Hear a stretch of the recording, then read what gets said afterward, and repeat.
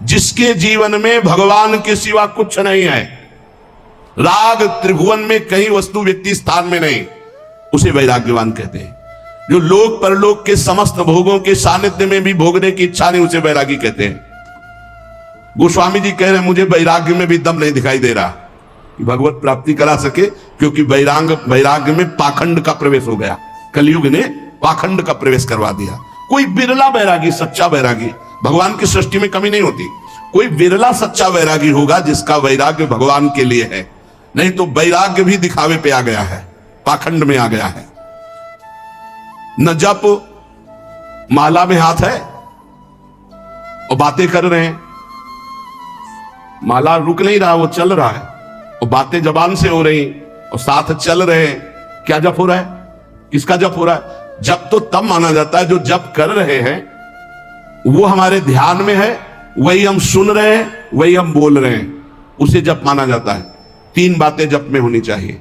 जो हम जप रहे हैं वही सुन रहे हैं, वही हमारे ध्यान में है। राधा तो दिखाई दे रहा है, राधा लिखा, सुनाई दे रहा है राधा, हम बोल रहे हैं राधा, और फिर एक मन का सकिला, फिर राधा, फिर एक मन का सा, वो जप। अब जप में भी 11 माला कहा है, हो जाए हर 5 मिनट में घड़ी में, और जल्दी जल्दी, स्वाद नहीं, रुचि नहीं, मन नहीं, बस। कोई कोई तो ऐसे माला सरकाते हैं कि हमें लगता है कि अगर रा रा बोले तो भी नहीं सरकेगा। राधा राधा तो बहुत बड़ी बात है, अगर वो रा रा बोले तो इतनी रफ्तार से नहीं चलेगा। अब पता नहीं कैसे ऐसे माला सर सर घूम रहा है। माला घूमने से भगवत प्राप्ति होगी क्या? माला घूम, देखो ये माला है, काउंटर है, ये चीजें मन लगाने के लिए है। असली तो जब श्वासों की माला में, धड़कन में नाम चलता है, रोम रोम आनंद से खिल उठता है, ये प्रारंभिक दशा है। तो प्रेम प्राप्ति के लिए नेम लिया गया है, इसलिए आवश्यक है माला और काउंटर से जपना। पर वो जप इस तरह का होना चाहिए कि वही सुनाई दे, वही जो बोल रहे हो वही दिखाई दे, ऐसे तब जप किए। अब बोलो इसमें तुम बात कर सकते हो? हिम्मत नहीं कि तुम बोल सको, तुम्हारी हिम्मत नहीं कि बोल सको, क्योंकि बोलोगे तो क्रम टूट जाएगा। जब अपने लोग अभ्यास करते थे तालू में, जिभ्या ऐसे लगा के ऊपर बोलना विष जैसा लगता था, क्योंकि क्रम टूटेगा, वो चल रहा है। गोस्वामी जी कह रहे हैं कि जो मंत्रानुष्ठान है अब वो नहीं दिखाई देता, कलयुग का बड़ा प्रभाव है। और जाग माने यज्ञ। अब यज्ञ तो भाई बहुत है दुर्लभ बात हो गई, यज्ञ करना।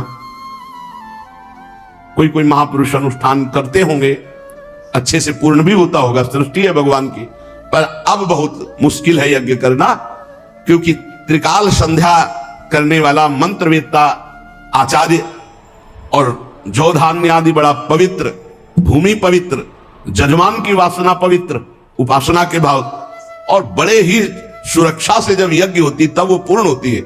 यज्ञ भोक्ता भगवान प्रसन्न होते हैं, दर्शन देते हैं, कृपा करते हैं। गोस्वामी जी कह रहे यज्ञ भी बड़ा कठिन, यज्ञानुष्ठान त्रेता में पूर्ण होते थे। अब कह रहे हैं कि तपस्या, इसमें भी दंभ घुस गया, तप में दंभ घुस गया। बाहर से दिखावा की भावना आना ही दंभ कहा जाता है। तप होता है भगवान की प्रसन्नता के लिए।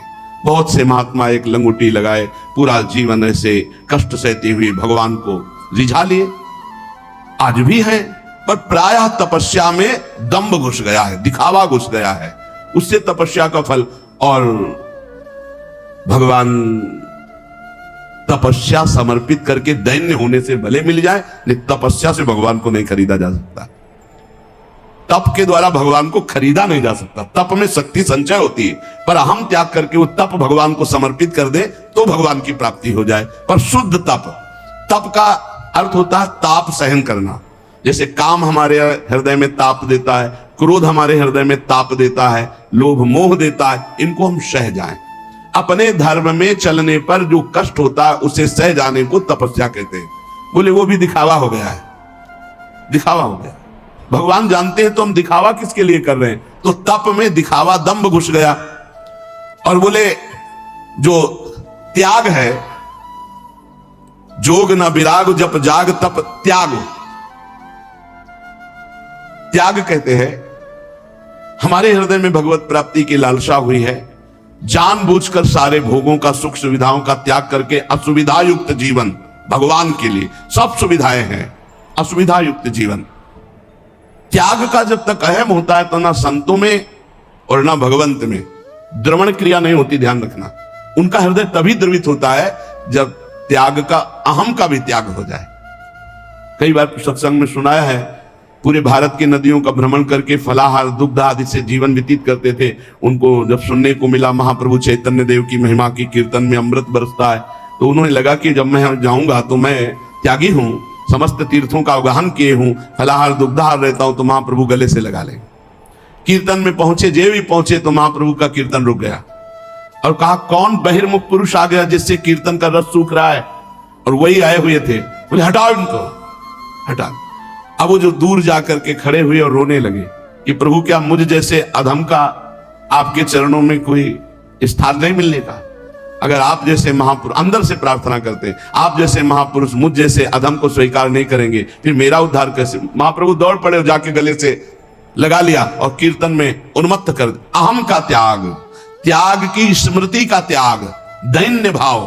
तो त्याग का भी महत्व भगवत प्राप्ति नहीं करा सकता। तीर्थ न धर्म जानो वेद विधि किम है। अब तीर्थ, ध्यान देना, आप कलयुग की चाल का ध्यान देना, आप सब हृदय वाले हैं। घर गृहस्थी में उतने पापाचरण की वृत्ति नहीं आएगी जितना तीर्थ में आने की संभावना है। क्यों आने की संभावना है? कलयुग की कुचाल है कि यहां का पाप वज्र की तरह होगा, तुम्हारी दुर्गति होगी। ब्रह्मा जी के 4 ये युग पुत्र हैं, सतयुग, त्रेता, द्वापर, कलयुग। सतयुग से कहा मैंने सृष्टि की रचना में नरक की रचना की है, उसका भी ध्यान रखना, कुछ लोग उधर भी जाना चाहिए। बोले प्रभु हमारे राज्य में कोई नरक जाए असंभव, आपकी इस आज्ञा का पालन नहीं हो पाएगा। सतयुग ने कहा। त्रेता से, तो त्रेता ने कहा बड़े भैया का अनुसरण करेंगे। द्वापर से कहा तो द्वापर ने कहा हम आज्ञा पालन करने की सम्यक चेष्टा करेंगे, आपकी आज्ञा का पालन हो कि कुछ लोग जो अधर्माचरण करेंगे वो नरक भेजे जाए। सतयुग में अधर्माचरण, त्रेता में। कलयुग से कहा तो उनका बड़े भैया ने जैसे साफ जवाब दे दिया आपको कि हमारे राज्य में भूल चूक से कोई चला जाए नहीं, नरक नहीं जाएगा। तो वही हम उत्तर देते कि हमारे राज्य में भूल चूक से कोई स्वर्ग या परम पद चला जाए, सबको नरक भेजेंगे सीधे। कलयुग सीधे हाउसफुल नरक। चिंता मत करो महाराज, आज्ञा का पालन हम करेंगे। हर जगह तीर्थ याटन में व्यसन, व्यभिचार, छल, कपट, चोरी ये निषेध है, पर लोग तीर्थ याटन में जाकर के ऐसे अपराध ज्यादा कर देते हैं। नशा करना, व्यभिचार करना, चोरी करना, क्रोध करके लड़ाई कर लेना, किसी तीर्थवासी को पीट देना, अपमान कर देना, ऐसे बहुत तरह से। वेद विधि किम है। अब वेद विधान तो वो समझे जो शास्त्र स्वाध्याय करे, जो खूब महापुरुषों का संग करे, वो जान पाता है क्या करना चाहिए क्या नहीं करना चाहिए। तस्मात् शास्त्रम प्रमाणम ते कार्य व्यवस्थित हो। अब यहां फुर्सतें नहीं है मोबाइल से, टेलीविजन से, पेपर से, संसार की बातों से। तो कौन पढ़े योग वासिष्ठ, कौन पढ़े भगवत गीता की टीका, कौन पढ़े श्रीमद् भागवत महापुराण, कौन पढ़े वेद के सिद्धांत।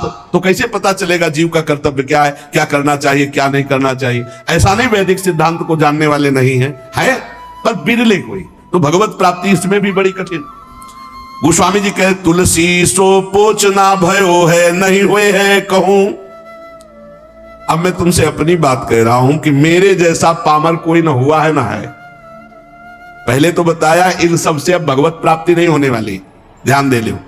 बहुत बढ़िया सिद्धांत, ये सब शास्त्रों का सिद्धांत, हृदय सम्मत सिद्धांत को स्वामी जी कह रहे। जोग ना विराग जप जाग तप त्याग व्रत तीरथ ना धर्म जानो वेद विधि किम है। अब व्रत की पूछो तो कोई बिरला ही व्रत का नियम। एक बार हमने वर्णन किया था कि दशमी को ये और एक बार, और द्वादशी को एक बार, और एकादशी को तो पूरा या तो निर्जला रहो या एक बार जल फल फूल जो कुछ थोड़ा सा ग्रहण कर लो। अब तो जानते हो कैसे व्रत होते हैं, कूटू का और सिंघाड़े का। जैसे कूटू के पकौड़ा बन रहे हैं, सिंघाड़े के हलवा बन रहे हैं, समा के खीर बन रही, और क्या क्या पकवान बन रहे हैं। बाल भोग अलग, राज भोग अलग, शयन भोग अलग। भैया ऐसे व्रत तो रोज रहे तो बढ़िया चकाचक नहीं। व्रत का मतलब है उपवास, तो उपवास पूरे दिन कुछ नहीं, शाम के समय जल फल कुछ ले लिया नहीं, पार पूरा उपवास करके निर्जला। एक कोई भी व्रत रहो तो ऐसे थोड़ी है कि पुआ पकौड़ी और सब इधर उधर के जोड़ बटोर करके कि वही खाना पे, अरे मर जाओगे क्या एक दिन के लिए। व्रत रहो तो शाम से हर व्रत में मंगल विधान होता है, जो हम जलते हैं, जो भूख से व्याकुल होते हैं, उससे हमारे पाप नष्ट होते हैं। अब ऐसा व्रत नहीं रह गया, डकार आ जाए और दिन चाहे ना आवे, व्रत के दिन जरूर डकार आवे। इतना बड़ा तरबूज फल भी तो डकार आ जाए पक्का। व्रत किस बात का, दबा दबा के फल फूल और सब मिष्ठान और सब पा रहे हैं। अब बोले व्रत है तो भाई ऐसे व्रतों से भगवत प्राप्ति नहीं होती। व्रत रहा गया है, शास्त्रों में वर्णन है, आप देखो पयो व्रत का वर्णन है, चंद्रायण व्रत का, कृच्छ व्रत का, बड़े बड़े व्रत का। कौन सा व्रत रह गया है? अब रसेंद्री का व्रत रह गया है। एक पत्ता मुख में रख लेती है माता जी, अपर्णा नाम पढ़कर, तब भगवान शिवपति रूप में प्राप्त, तब भगवान की प्राप्ति। व्रत तो तुलसीदास जी कह रहे हम तुम्हें बता दें, हम सब तरह से पामर है। हे देखो महापुरुषों का हृदय, तुलसी सो पोचना भयो है, नहीं हुए है कहूं, मेरे जैसा पामर न कोई है और न कोई होगा। सोचे सब के अग कैसे प्रभु क्षमी है, मेरे तो न डरू, मुझे कोई डर नहीं है भाई। क्यों, तुमने क्या पा लिया कि तुम्हें डर नहीं? बोले रघुबीर सुनो साची कहो, औरों से नहीं, सीधे भगवान से कह रहे, खलन खई है तुम्हें सज्जन ना गमई है। दुष्ट लोग इस बात से प्रसन्न होंगे, अब देखते हैं इसकी कौन सी दशा होगी। पर सज्जन लोग इस बात से दुखी होंगे कि तुलसी राम का है, इसका अहित कैसे हो सकता है। तो कह रहे हैं मुझे डर नहीं, सुनो रघुनाथ जी, भले सुकृति के संग मोहि तुला तौलितो, तपस्वी व्रती तीर्थयाटन योगी जपी त्यागी, इन सबको एक तुला में रख लो हे रघुनाथ जी, और तौला जाए तो मेरी तरफ कांटा भारी होगा। बोले क्यों महाराज? बोले हम पहले कह दिया कि बहुत पामर है, पहले कह दिया, हम ये नहीं कह रहे कि बहुत हम महान हैं, लेकिन जब इन सब साधन करने वालों को एक तरफ और मुझे तौला जाएगा तो मेरी तरफ झुकाव होगा, वो हल्के हो जाएंगे। बोले क्यों?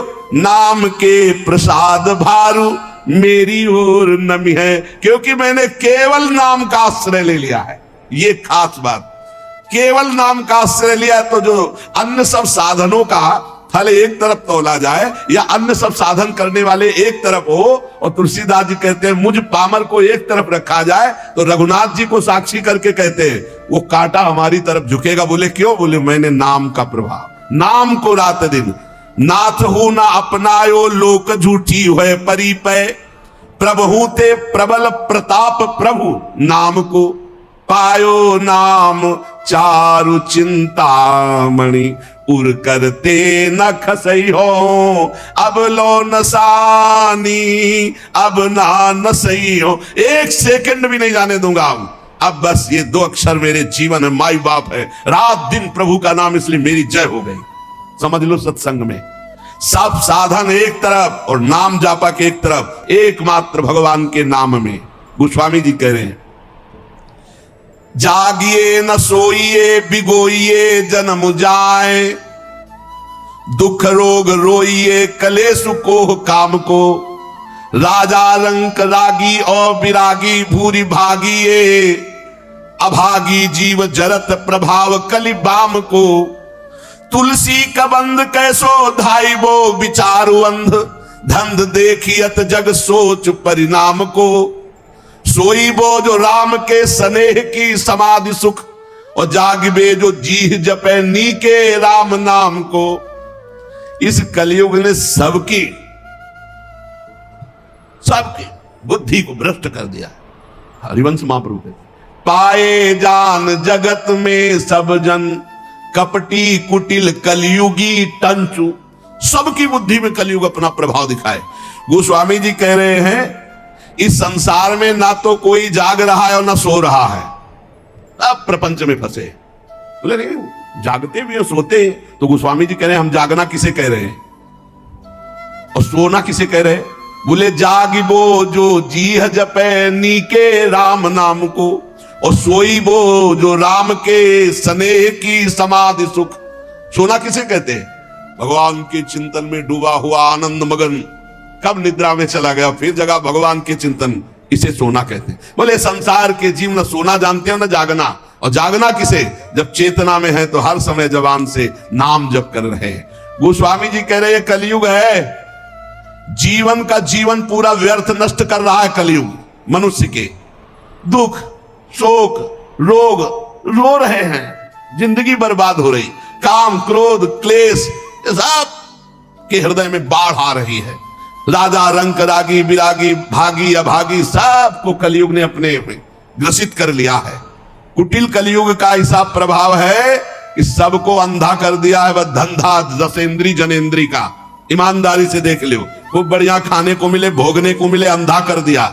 ना ये चैन से सो पा रहे हैं ना जाग पा रहे हैं। चैन से सोना है भगवान का चिंतन करते हुए, भगवान के चिंतन में सोना, और जागना है रात दिन नाम चल रहा है, यही जगना है। गोस्वामी जी कह रहे हमारे ऊपर कलयुग होश में नजर मत डाल देना। सुनिए कराल कलिकाल भूमिपाल तुम जाय घालो चाहिए कायदो राखे ताय को। ए महिपाल हो तुम, कलयुग तुम्हारा राज इस समय फैला हुआ है। तुम राजा हो मानते हैं, तुम सबको नष्ट कर रहे हो ये भी जानते हैं। सबको बुद्धि भ्रष्ट, सब में कौन बचा है? जो सोता है भगवान का चिंतन करके, जगता है भगवान का चिंतन करके और हर समय नाम जप करता रहता है, उसके ऊपर कलयुग का प्रभाव नहीं पड़ेगा। सुनिए कराल कलिकाल भूमिपाल तुम जाय घालो चाहिए कायदो राखे ताय को। जिसको तुम नष्ट करना चाहो उसे कोई बचा नहीं सकता भगवान के सिवा। अरे बुद्धि बदल दी महाराज परीक्षित की, जो गर्भ में भगवान का दर्शन किए थे, मरा हुआ सांप ऋषि के गले में ऐसे विनोद में डाल दिए। वो विनोद है, वो समाधिस्थ महात्मा है, इतने बड़े पूज्य महात्मा, उनके गले में एक मरा हुआ सांप डाल दिया। बुद्धि खराब कर देता कलयुग। गोस्वामी जी कह रहे देखो मैं कोई अहंकार से नहीं कह रहा, हे कलयुग हाँ तो दीन दूबरो बिगारो ढारो रावरो ना मैं हूं ते हूं ताई को सकल जग जाहि को। वैसे बहुत दीन हूं बहुत दूबरा हूं, पर ऐसा मत समझ लेना मैं बहुत बड़े का हूं। ए कलिकाल साची कहो कलिकाल कराल में ढारो बिगारो तिहारो कहा है। काम को कोह को लोभ को मोह को महिषोआन प्रपंच रहा है। हो जग नायक लायक आज पे मेरी ओ टेव कुटेव महा है। जानकी नाथ बिना तुलसी जग दूसरों सु करी हो ना है। तू अपना इतना प्रभाव बढ़ा लिया, सारे जगत को काम क्रोध लोभ कपट मोह हिंसा दंभ पाखंड मदिरा पान मांस खाना व्यभिचार करना फैला दिया तूने। पर मैं हाहा तेरे से नहीं खा सकता, मैं रघुनाथ जी का देख तू मेरा कुछ नहीं बिगाड़ सकता। क्यों? भागीरथी जल पान करो और नाम द्वे राम के लेत नितय हो। मोको न लेनो न देनो कछु कल भूली न रावरी और चितय हो। रोज भगवान का गंगा जल पान करता हूं चरणामृत, और जितना बना दो चार नाम जप कर लेता हूं। कलयुग होश में हमारी तरफ देख मत लेना तुम। जान के जोरी करो परिणाम तुम्हें पछतई है मैं न भीतई हो। तुम्हें बता दे कि अगर हमारी तरफ देखा कुछ उपाय किया हमारे नष्ट करने का, तो मेरा तो कुछ बिगड़ेगा नहीं, मैं डरूंगा नहीं, लेकिन हो सकता है तुम्हारा बिगड़ जाए। बोले कैसे? बोले ब्राह्मण जो उगल्यो उर्गारी होत्यो ही त्यारे ये ना हितई हो। महामहिम गरुड़ जी ने जब एक भोजन आहार एक जगह लिया तो उसमें एक ब्राह्मण भी आ गया, ब्रह्म ऋषि। तो आंख पैदा हो गई गरुड़ जी के तालु में, तत्काल उगल दिया। बोले समझ लो जो भगवान का भजन करते तो गरुड़ जी नहीं लील पाए तो एक कलयुग तू क्या बिगाड़ लेगा। भगवान का चरणामृत पान करता हूं, दो चार जो बना वो राम राम जप लेता हूं क्योंकि मैं रघुनाथ जी का हूं। ये ठसक रोज भगवान का चरणामृत पान जो करता है और जो नाम जप करता है कुछ नहीं बिगड़ेगा। जिते विनायक शुभ शुभ विघ्न, सेवक जी महाराज, जिते विनायक शुभ शुभ विघ्न करे नहीं कोई, विघ्न करे नहीं कोई, डरे कलिकाल कष्ट भय, हरे सकल संताप हरस हरिनाम जपत जय। जो भगवान नाम जप कर रहा है उसकी सदा जय होती है। नाम जप करो, रोज भगवान का चरणामृत पियो। प्रिया प्रीतम का चरणा, ये गंगा जल क्या है? गांगम बारी मनोहारी मुरारी चरणच्युतम त्रिपुरार शिरश्चारी पापापहारी पुनातुमाम। कई बार सत्संग में कहा चरणामृत का नियम ले लो, बिना चरणामृत के भोजन मत करो। पहले चरणामृत जाएगा प्रभु का तब भोजन पाएंगे, ऐसा नियम लिए हो। सुबह होते ही पहला बात होनी चाहिए चरणामृत अपनी जिह्वा पे जाए। भागीरथी जल पान करो और नाम दो राम के लेत नितय हो। देखो बोले जो बना हमसे 2-4 बार नाम ले लेता हूं, भगवान का चरणामृत पीता हूं, गंगा जल पीता हूं। कलिकाल हमारी तरफ देख मत लेना, वो नहीं देखेगा कलिकाल। नाम जब चल रहा है बुद्धि भ्रष्ट नहीं होगी, नहीं भ्रष्ट कर देगा। कलिकाल ने बुद्धि को भ्रष्ट कर दिया। बिना धर्म के, बिना भगवत भजन के पशु की तरह जीवन व्यतीत हो रहा है। ना मुख में तेज है, ना हृदय में दया है, वही असत आचरण फैलते चले जा रहे हैं। सबसे प्रार्थना है, अगर इस कलिकाल में परम सिद्धि प्राप्त होती है तो केवल नाम जब से प्राप्त होती है, मान लेना। ये शास्त्र सम्मत बात कहते हैं। कृतयुगे ध्यायते विष्णुम तेतायाम यजते मकई द्वापरे परिचर्यायाम कलौ तद्धरि कीर्तना। कलयुग केवल नाम आधारा, सुमिर सुमिर नर उतरे पारा। गोस्वामी जी महाराज कह रहे हैं, मैंने भगवान के नाम के बल से विजय प्राप्त कर ली कलयुग पर, माया पर। मेरे जाति पात ना चाहो काहू की जाति पात, मेरे को काम को नाहू काहू के काम को। लोक परलोक रघुनाथ ही के हाथ सब भारी है, भरोसो तुलसी के एक नाम को। अति ही आने उपखानो नहीं बूझे लोग, साही को गोत गोत होत है गुलाम को। साधु कह असाधु कह भलो कह पोच, सोच कहा का काहू के द्वार परो, जो हो सो हो राम को। ये बात विजय प्राप्त करवा देगी माया पर और कलयुग पर। कह रहे हैं मुझे किसी की पंक्ति में जाना है या किसी को बुलाना है, कोई बेटी का ब्याह थोड़ी करना। मैं किसी की भी जहां तो जात पात पूछता हूं ना, मैं अपनी जात पात, मैं ना तो किसी के काम का हूं ना कोई मेरे काम का है। ना मेरा लोक ना मेरा परलोक, मेरा सब कुछ रघुनाथ जी भगवान।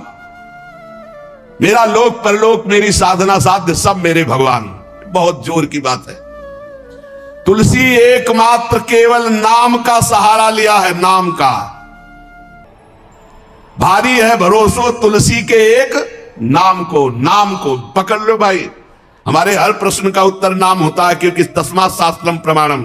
और युग धर्म के अनुसार अगर किसी का परम कल्याण, मनोरथ की पूर्ति, लोक परलोक की मंगलमयी यात्रा, तो वो नाम से ही होगी। कह रहे मैं साधु हूं या असाधु हूं, भला हूं या बुरा हूं, जैसा हूं, मुझे किससे क्या लेना देना। मैं अपने भगवान का हूं और भगवान के द्वार पे पड़ा हूं। मैं अपनी लाडली जू का हूं, लाडली जू की शरण में पड़ा हूं। कीवे कहा पढ़िवे को कहा फल, बूझी न वेद को भेदु विचारे। स्वार्थ को परमारथ को कलि कामद, राम को नाम विचारे। खूब वेद पढ़े हो, शास्त्र पुराण पढ़े हो, लेकिन नाम जप नहीं कर रहे हो तो कुछ नहीं होने वाला, ध्यान रखना। ये कई शास्त्रों में पढ़ा है, गोस्वामी जी भी कह रहे हो, ये खास हृदय की भी बात है। वाद विवाद विषाद बढ़ाई के छाती पर आयो अपनी जा रहे। बोले मान लो मेरी बात, अगर तर्क विवाद करोगे तो अपनी भी छाती जलाओगे, दूसरे की जलाओगे। चारियों को, छहों को, नवों को और 10-8 को पाठ कुकाठ जो फारे। यदि नाम जप नहीं चल रहा, 10-8 को 18 पुराण और 9 को कह रहे कि 9 व्याकरण है। व्याकरण के 9 है, इंद्र, चंद्र, काश, कृष्ण, शाकटायन, आपिशाली, पाणिनि, अमर, जैनेन्द्र और सरस्वती। ये 9 व्याकरण। और फिर कह रहे 6 को 6 शास्त्र, और फिर कह रहे चारियों को, चारों वेद को। 4 वेद, 6 शास्त्र, 9 व्याकरण, 18 पुराण, ये सब कंठस्थ हो और नाम जप नहीं है तो गोस्वामी तुलसीदास जी कह रहे भगवत प्राप्ति नहीं होगी। आप पक्का समझ लीजिए। इसीलिए ये बचपन से सब शास्त्रों का जहां तक बना गुरु कृपा से स्वाध्याय और मार्गों का चलना सब छानबीन के, तब हम तुमसे कहते हैं राधा राधा राधा बोलो। कोई अंधविश्वास से नहीं कहते। गोस्वामी जी कह रहे वाद विवाद विषादु बढ़ाई के छाती पर आई और अपनी जानो। तर्क वितर्क वाद विवाद करके अपना हृदय जलाओ, दूसरे का हृदय जलाओ, तुम्हें जैसा मनावे। मेरी बात सुन लो। चारियों को, 6 को, 9 को, 10-8 को पाठ कुकाठ जो फारे। स्वार्थ को परमारथ को कलि कामद, राम को नाम विचारे। यदि भगवान का नाम तुम नहीं जप रहे हो, 4 वेद, 6 शास्त्र, 9 व्याकरण, 18 पुराण कंठस्थ किए हो, तो भले जैसे कुकाठ को चीरने से कुछ हाथ नहीं लगता, ऐसे कुछ हाथ नहीं लगेगा। इसलिए सबसे प्रार्थना है, और जो साधन बने तो करो, लेकिन नाम को मत छोड़ो। अगर नाम साधन में अपने ले आए, राधा राधा राधा कृष्ण कृष्ण हरि राम कृष्ण जो जप रहे हो, पक्का भगवत प्राप्ति हो जाएगी, चाहे जो हो चाहे जैसे हो। इस विश्वास पहली बात। आस परिहरी, दूसरों से कोई आशा नहीं रखे। किससे क्या चाहोगे? ये क्या दे सकते हैं संसारी लोग? कोई ऐसा नहीं है जो मांगने में ना उतारू हो, सब मांग रहे हैं। अगर मांगना ही है तुमसे तो ऐसे से मांगो जहां से मांगना मिट जाए, वो केवल भगवान, केवल भगवान।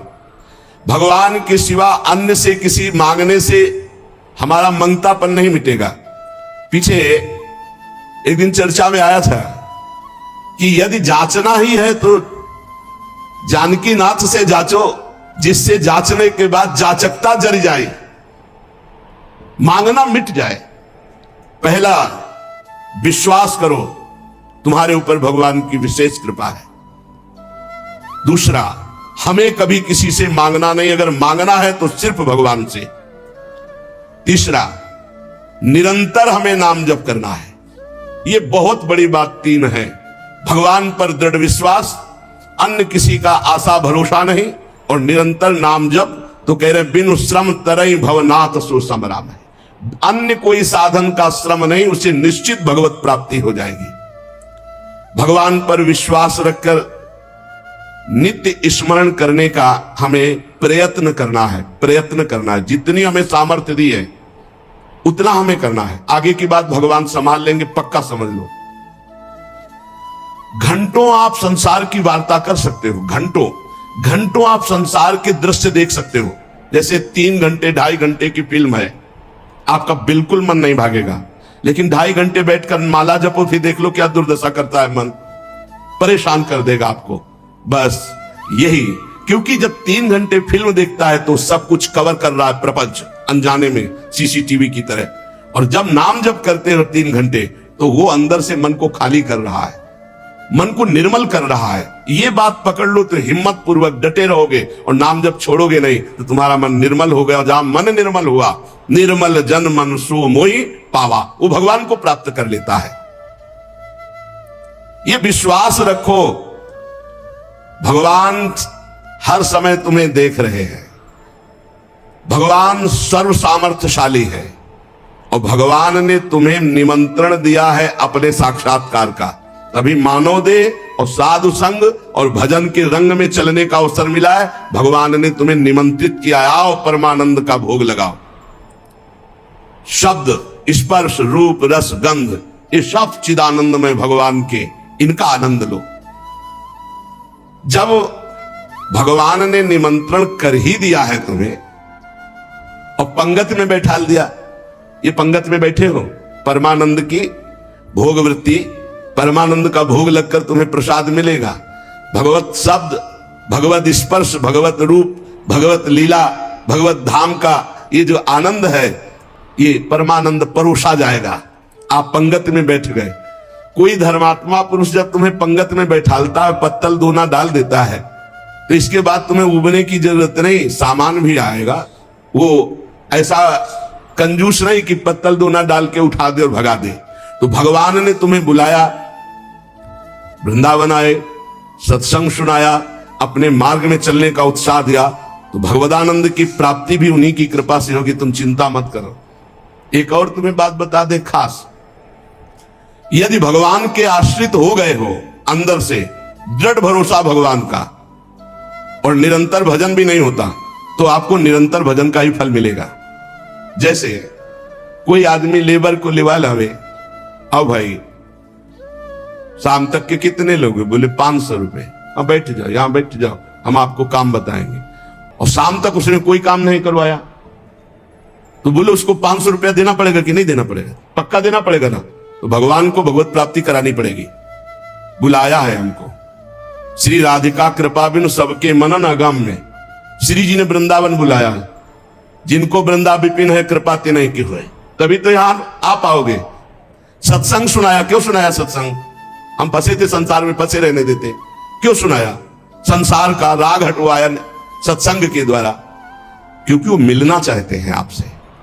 इतना जब कर दिया तो अब आप अंदर से भगवान की शरणागति स्वीकार करो, अंदर से भगवान का आश्रय स्वीकार करो। भजन की कमी भी होगी तो भी भगवत प्राप्ति हो जाएगी। जैसे वो 8 घंटा काम करने वाले को 500 मिलते हैं, पर वो काम नहीं करवाया, 8 घंटा बैठा ले रहा, तो बैठाले रहने के 500 रुपया उसको देने पड़ेंगे, कानूनी देने पड़ेंगे। ऐसे ही भगवान को भगवत प्राप्ति करानी पड़ेगी। काहू के बल भजन को, काहू के आचार और व्यास भरोसे कुंवर के सुवत पाओ। आपने बुलाया है हमको, अगर आप ना घसीटते तो हम जैसे थे संसार में, देखो संसार में अपने आप में सब रमे हैं, वैसे हम भी रमे थे। आपने घसीटा, जब आपने घसीटा तो भगवत प्राप्ति आपको करानी ही पड़ेगी। ये हमको कहने की जरूरत नहीं है, वो सत्य सच्चिदानंद है, वो करवा ही देंगे। परंतु अपने को अपने विश्वास में अटल रहना चाहिए। कल एक साधक प्रश्न कर रहे थे कि कई वर्ष नाम जप करते हो गए, अभी विकार नहीं गए, तुम कई वर्ष की बात करते हो, 2-4 वर्ष की बात करते होगे। जब तक भगवत प्राप्ति नहीं हो जाती तो ये विकार धीरे धीरे कम होते हुए चिंगारी रहते हैं, खत्म नहीं हो जाते। ध्यान रखना है, हम पूरी बात अपने अनुभव की कह रहे हैं। ये चिंगारी रहते हैं, छोटे छोटे बिंदु, और अगर फूस मिल जाए तो चिंगारी को ज्वाला बनने में देर नहीं लगती। भ्रम में मत रहना, बिना भगवत साक्षात्कार के निर्विकार स्थिति नहीं होती। निर्विकारता दिखाई देती है, पर रहते हैं विकार छोटे छोटे बिंदुओं में, और जहां उसको संयोग मिला तो सिंधु होने में देर नहीं लगती। इसलिए आजीवन सावधान। भगवत प्राप्ति के लिए अन्न जल त्यागने की आवश्यकता नहीं है। बहुत बड़े महापुरुषों के वचन ध्यान से सुनना। अन्न जल का त्याग कर देने से भगवान के दर्शन नहीं हो सकते। अगर होते तो चलो भाई अन्न जल का त्याग कर दो तो भगवान मिल जाए, ऐसा नहीं है। ऐसा कोई शास्त्रीय नियम या संतों ने नियम नहीं बनाया आज तक कि आप अन्न जल का त्याग कर दो तो भगवान मिल जाएंगे। एक अहंकार और हो जाता है, वो अहंकार ना होने पावे। अगर हम फलाहार रहते हैं तो भजन के लिए रहते हैं, हर समय हमारा सात्विक भाव बना रहे और निरंतर भजन बने, बढ़िया बात है। पर यह अहंकार ना हो जाए कि ये तो अन्न पाते हो, मैं फलाहारी हूं, 10 भगवत प्राप्ति में बड़ी बाधा अहंकार है। निरंतर भजन और दैन्य, अगर रोटी दाल पाने से होता है तो आराम से पाइए, उसी से भगवत प्राप्ति हो जाएगी। श्री भगवान की कृपा भजन से अनुभव में आती है, अन्न जल त्यागने से नहीं। भगवान के दर्शन भजन से होते हैं। जितना भजन करोगे, भगवद आश्रित होकर, उतने नजदीक आप पहुंचते जाओगे भगवान के। एकादश स्कंद में 9 योगेश्वर जन कहते हैं, जैसे भूखे आदमी को एक एक कवल भोजन तो तुष्टि पुष्टि क्षुधा निवृत्ति होती जाती है, ऐसे ही एक एक भजन, एक एक नाम जप, संसार से वैराग्य, स्वरूप का ज्ञान और भगवान से प्रेम, ये एक एक भजन में होता जाता है। तो अब जैसे कई दिनों का भूखा है, 1-2-4 कवल पवा के रोक दो तो कुछ अनुभव नहीं होगा, और भूख व्याकुल। ऐसे ही 2-4 माला कर लिए आप, काम वो भी हो रहा है 2-4 माला से ही, लेकिन आपको अनुभव नहीं होगा। अनुभव होगा जैसे वो आधा पेट भोजन कर ले और फिर स्वाद उसे खीर का सब्जी का अलग अलग आएगा, इतना भूखा कि पहले आधा पेट हो जाए। ऐसे ही हमको कम से कम 12 घंटा भजन में व्यतीत हो, तब हमारी समझ में आएगा कि नाम का स्वाद क्या है। एक एक नाम संसार से वैराग्य, भगवान से प्रेम और स्वरूप का ज्ञान प्रतिपल करा रहा है। पर बोध तब होगा जब कम से कम 12 घंटा भजन 24 घंटे में होने लगे। और जिनका 24 घंटे भजन होता है, ईमानदारी से जिनका 24 घंटे चिंतन होता है, उनको कोई प्रश्न नहीं रह जाता, उनकी कोई चाह नहीं रह जाती, उनकी कोई कामना नहीं रह जाती। अपने आप भगवत साक्षात्कार, अपने आप तत्व ज्ञान होने, भजन में बहुत बड़ा बल है। तो इन सब बाहरी बातों पर साधक ना फंसे कि हम अन्न छोड़ दें, हम जल छोड़ दें, हम ये कपड़ा छोड़ दें। सर्दी है, चिंतन हो रहा सर्दी का, अरे चाहे टाट मिले चाहे कंबल तत्काल ओढ़ लो, चिंतन सर्दी का ना हो। प्रिया प्रीतम को खास बात यह है, भूख लगी है, जो मिले नमक रोटी खाओ, इसको शांत करो और चिंतन प्रभु का करो। चिंतन रोटी का हो रहा है, चिंतन कपड़ा का हो रहा है, चिंतन भोगों का हो रहा है, वो बात नहीं। ये बात बिल्कुल परमार्थ में शास्त्र सम्मत, हमारा चिंतन नहीं होना चाहिए जागतिक भोगों का। भगवत प्रसाद जो मिला इसे डाल लिया उदासीन भाव से, चिंतन हमारा प्रभु का होना चाहिए। भगवत दर्शन में प्रधान भजन करते हुए जब भगवान से मिलन की व्याकुलता होती है। अभी कहां मिलन की व्याकुलता है, भजन खास बात भजन है। जितना देर भजन करोगे उतने आप उज्जवल और पवित्र होते चले जाओगे। आपको पता नहीं होता कि आप कितनी ऊंचाई पर चढ़ रहे हैं। जब कोई अपराध बनता है और वो खो जाती है वृत्ति, तब लगता है कितनी ऊंचाई की वो वृत्ति थी, मेरे से गलती हो गई तो देखो वृत्ति खो गई। सहज धारा भगवत चिंतन की, सहज धारा, कोई विक्षेप नहीं, कोई चाह नहीं, और जहां अपराध बन गया तो बाधित हो जाती। कई तरह का अपराध होता है। मैं बहुत भजनानंदी हूं और इनमें तो भजन नहीं, रुक जाएगा आपका भजन। किसी से अपने को मिलाना, उसको अपने से नीचा देखना, मारे गए, आपका भजन रुक जाएगा। किसी की निंदा कर देना, किसी की ऐसी चेष्टा करना कि उसके भजन करने वाले हृदय में दुख पहुंच गया, अब आपका भजन अवरुद्ध हो जाएगा। ना कोई चेष्टा, ना कोई निंदा और ना कोई मिलान किसी से करना है। हर समय देखना है हमारे ऊपर भगवान की विशुद्ध कृपा है, सब संतों की कृपा है, चराचर जगत की हमारे ऊपर कृपा है, सब श्रेष्ठ है, हम सबसे लघु। अब भजन आपका निरंतर चलेगा। अनन्य भजन में ना तन की शुद्धि रह जाए और ना मन की शुद्धि रह जाए। मन भी बेशुद्ध हो जाता है। अभी हमारा मन नहीं लगता तो मन की शुद्धि है, भजन की नहीं, ध्यान रखना। बैठे हो, शरीर में पीड़ा हो रही, अभी तन की शुद्धि है, भजन की। जब भजन में आएगी तो तन मन डारे खोए, लगन लगन सब कोई कहे, लगन कहावे सोए, जा लगन में तन मन डारे खोए। ऐसा भजन चल रहा है कि मन भी पंग हो गया, तन की भी शुद्धि नहीं। यह है भगवत साक्षात्कार के लिए। जानबूझकर हठपूर्वक अन्न, वस्त्र आदि आदि जो शरीर निर्वाह के लिए, इनको छोड़ना बड़ा हानिकारक है। शरीर को स्वस्थ रखना भजन के लिए बहुत आवश्यक है। आपका शरीर स्वस्थ है, आप आराम से 2-4 घंटे आसन में शांत बैठकर मन को परमात्मा में लगा सकते हैं। अब आज कलयुगी शरीर ऐसे हो रहे हैं, नौजवान आदमी ब्लड प्रेशर, शुगर, क्या क्या परेशानियां। भजन कर लो, आगे और समय ऐसा आने वाला है भजन के लिए अवसर नहीं। जानबूझकर हठपूर्वक अगर आपको सुविधा सामग्री मिल रही शरीर रक्षा के लिए तो उनका त्याग ना करो। इसके त्याग से कुछ नहीं होता। अब शरीर ये सब अनुभव की बात है। शरीर उघार, सर्दी में शरीर कांप रहा है तो चिंतन तो जा रहा है ना सर्दी का। अरे जैसा भी टाट पट्टी कंबल जो भी मिले शरीर में डाल लो। अब चिंतन प्रिया प्रीतम को रहे, ये खास बात है। ये बहुत समय के बाद समझ में आती नहीं तो अहंकार बना रहता है। स्वेटर कंबल के त्यागी हो, चिंतन सर्दी का हो रहा है, प्रिया प्रीतम का चिंतन करना है, परमात्मा का चिंतन कर। खास बात है, चिंतन नहीं छूटना चाहिए तो तुम्हारा त्याग सार्थक, और अगर चिंतन छूट गया तो त्याग की, और चिंतन ही बदल जाता है। प्रभु का चिंतन न रहकर शरीर का चिंतन होने लगता है। इसीलिए प्रेमी जनों को आप देखिए, वो वैराग्य प्रधान नहीं अनुराग प्रधान होते, इसीलिए उनको पहचानना बड़ा कठिन। अखंड चिंतन निरंतर चले, और जैसी स्थिति में शरीर को प्रभु रख रहे वैसी स्थिति, शरीर से राग खत्म। आप निरंतर भजन करें, भगवान के दर्शन की भी मांग ना करें तो भी भगवान को दर्शन देना ही होगा, अपने आप देना होगा। आप पुकारें, आप भजन करें।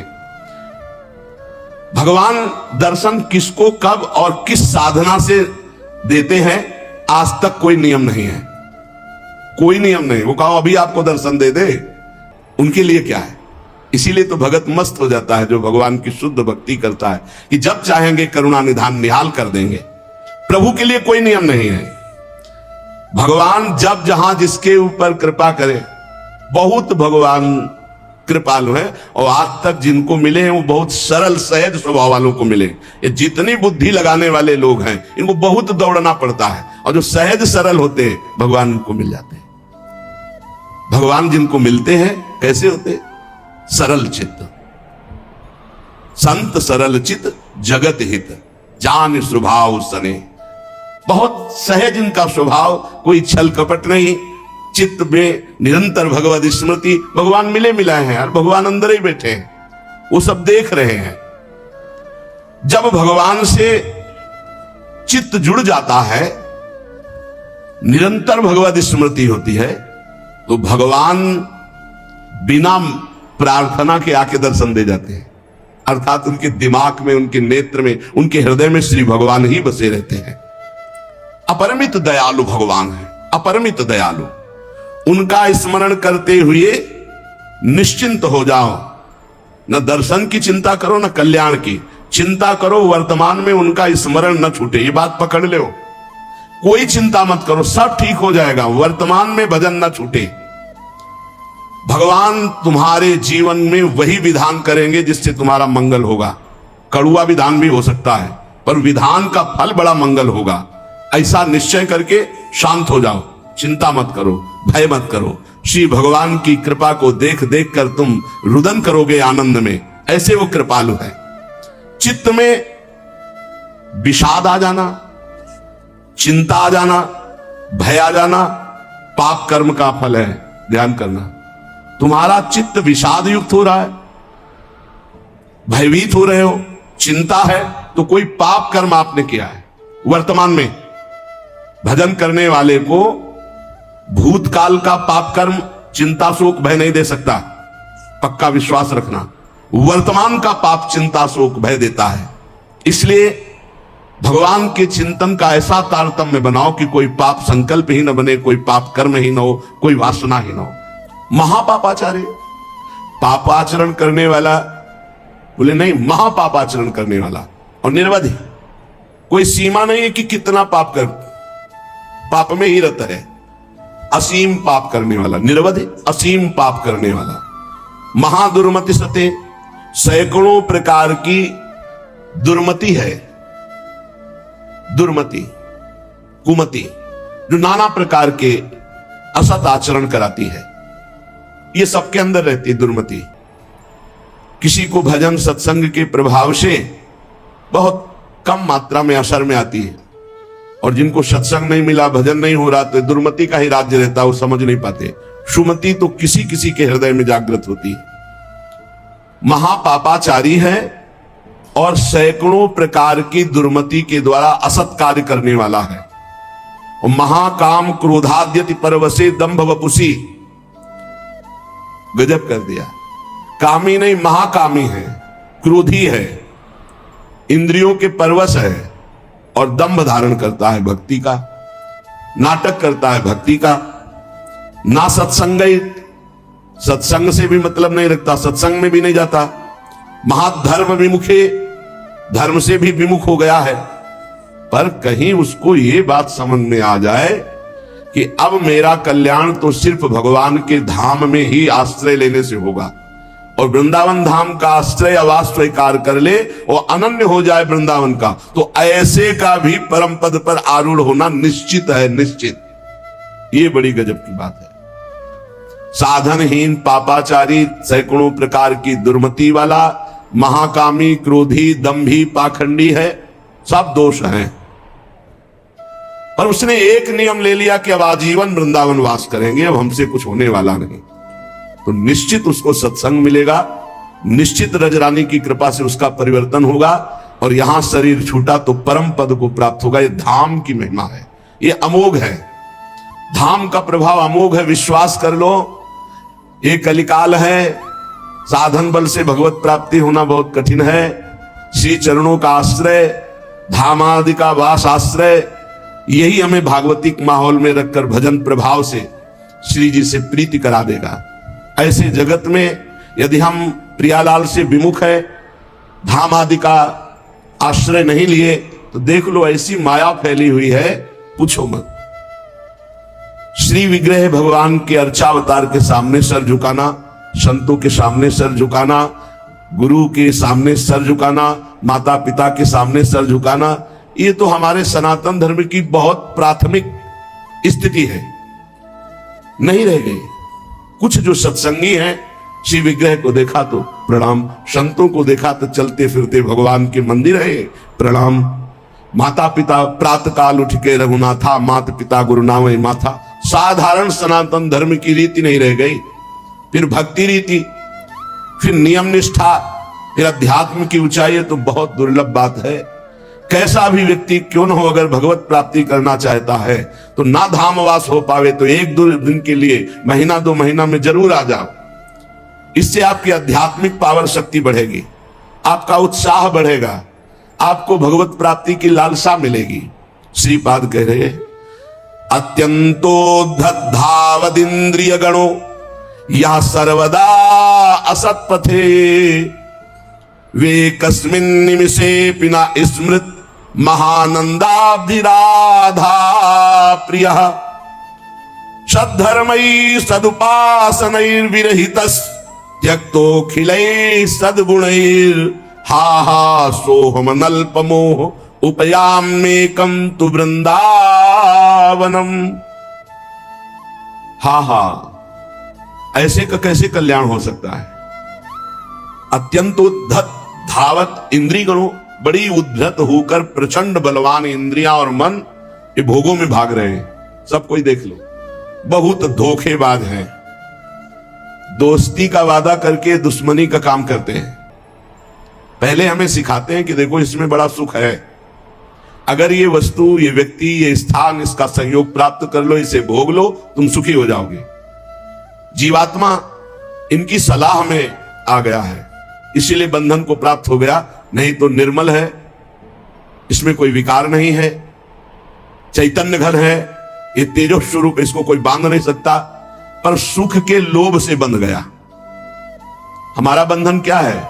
सुख लेने की लालसा, सुख भोगने की चाह से इन उद्धत बलवान इंद्रिय और मन ने हमको अपना गुलाम बना लिया। चाहे जितने विद्वान हो, चाहे जितने पढ़े लिखे हो, चाहे जितना सत्संग सुनो, चाहे जितना प्रवचन कर ले हो, अगर भजन नहीं है, खास बात समझ लेना, तो ये इंद्रियां मन बहुत प्यार से फंसाते हैं।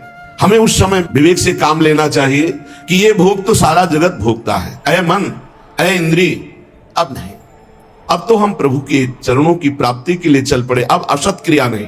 वह उस समय विवेक काम नहीं करता, बुद्धि ये सलाह देने लगती, चलो कुछ 5 मिनट की तो बात है, फिर भजन कर लेना, यमुना स्नान कर लेना, अमुक पाठ कर लेंगे, पाप नष्ट हो। ऐसे साधकों को भ्रष्ट करते हैं। संसारियों को तो जो गिरे हुए हैं उनको क्या गिरना, लेकिन जो अच्छे हैं, चलना चाहते हैं, उनको भी अत्यंतोद्धत धावत इंद्रिय गणों या सर्वदा असत पथे।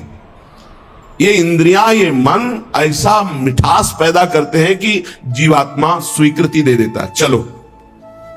अब वो बेचारा इंद्रिय और मन के उसमें फंसा हुआ दुर्गति को प्राप्त होता है। नरक आदि भोगना, जेल भोगना, ना कुछ तो अंदर जलन पैदा हो गई, अशांति, चिंता, शोक, भय। पक्का समझ लेना, जब तक ये इंद्रियां और मन सुख का प्रलोभन देकर तुमसे दस्तखत कराते रहेंगे, स्वीकृति करते रहोगे, तब तक ये बंधन मिटने वाला नहीं। श्रीपाद कह रहे हा हा सोह मनल्प मोहा, अर्थात बहुत बड़ा मोह हमारे अंदर है, छोटा नहीं है।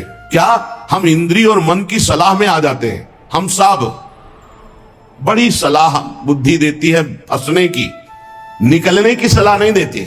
बहुत बार हो चुका, आपकी बार नहीं, अब नहीं, ऐसा नहीं, बार बार। इसे तृष्णा कहते हैं। भोगे हुए भोग को पुनः भोगने की इच्छा का नाम तृष्णा है। ये तृष्णा पापिनी बार बार पाप कराती है।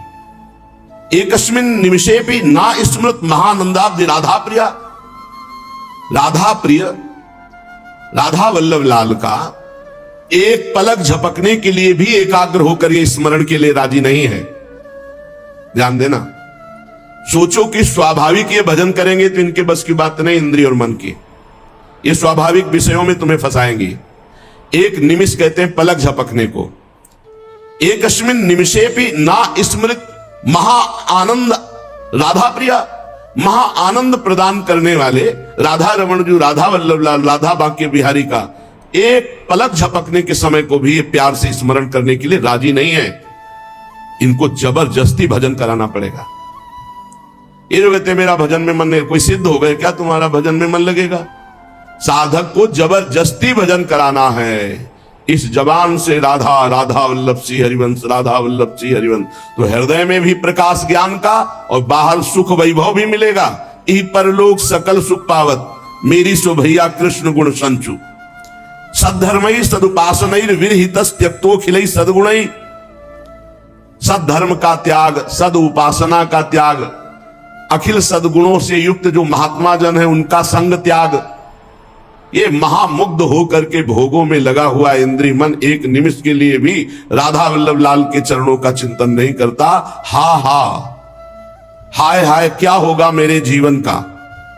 उपयाम्येकम तु वृंदावनम, अब मैंने समझ लिया कि अब मेरा एकमात्र परम कल्याण उद्धार, मंगल, सीधाम वृंदावन करेगा। तो मैं आजीवन वृंदावन वास का नियम लेता हूं कि अब मेरे से तो कुछ बनने वाला नहीं, अपने शरीर को इसी धाम में रखूंगा और इसी रज में धूल धूसरित होकर प्राण त्याग दूंगा, तो भगवत प्राप्ति हो जाएगी, पक्का भगवत प्राप्ति हो जाएगी। धाम में आजीवन वास से भगवत प्राप्ति। अब ये जो बीच की यात्रा है, ये समझना होगा, नहीं कहीं भ्रम ना हो जाए कि हम धामवास करें और खूब मनमानी कुमार्गामी प्रवृत्तियों के आचरण करें। देखो, ये धाम सुरक्षित है देवी शक्तियों से। जैसे राष्ट्रपति भवन की विशेष सुरक्षा होती है, ऐसे जैसे ये पुरियां हैं, धाम है, तीर्थ स्थान है, ये विशेष सुरक्षित होते हैं। इनमें जो उद्दंडता करता है, पापी पापाचरण करता है, उनको विशेष दंड दिया जाता है, ध्यान रखना। तो ये जो कहा गया कि आप अखंड धामवास करें आपको भगवत प्राप्ति होगी, तो अखंड धामवास और भगवत प्राप्ति के बीच की यात्रा नहीं बताई गई। वो होगी सत्संग से, वो होगी रसिकों के संग से। ऐसा नहीं है कि आप धामवास करो, खुला पापाचरण करो, आपको भगवत प्राप्ति हो जाएगी, ऐसा नहीं, ऐसा नहीं। ये भ्रम में मत रहना। ये जो कहा जाता है, तो धामवासी को सत्संग मिलता है और सत्संग से वो अपना सुधार करके निरंतर भजन परायण होकर भगवत प्राप्ति करता है। उपासक निरंतर भजन के लिए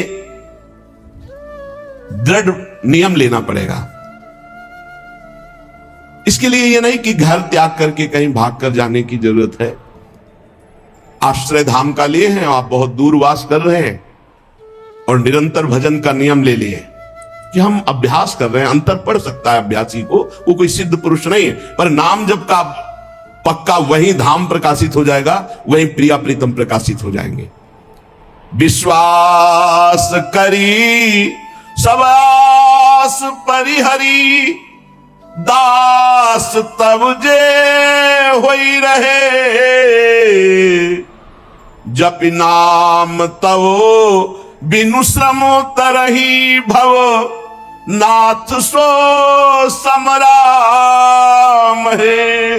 बहुत जोर की बात गोस्वामी जी कह, जो आप पर विश्वास करके सबकी आशा का त्याग करके आपके चरणों के दास हो गए और रात दिन आपका नाम जप कर रहे हैं, तो बिना प्रयास के कोई संसार समुद्र से पार हो जाएंगे और कोई साधन करने की जरूरत नहीं।